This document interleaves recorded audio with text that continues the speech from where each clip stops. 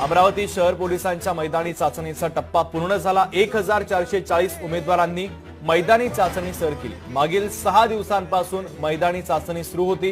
पात्र ठरलेल्या उमेदवारांची आता लवकरच लेखी परीक्षा देखील पार पडणार आहे। जे कोणी विद्यार्थी कॅन्डिडेट्स जे गैरहजर होते किंवा ज्यांनी डेट वाढवून मागितली होती त्यांना सुद्धा डेट देण्यात आली होती आणि आज त्यांची परीक्षा घेण्यात आली।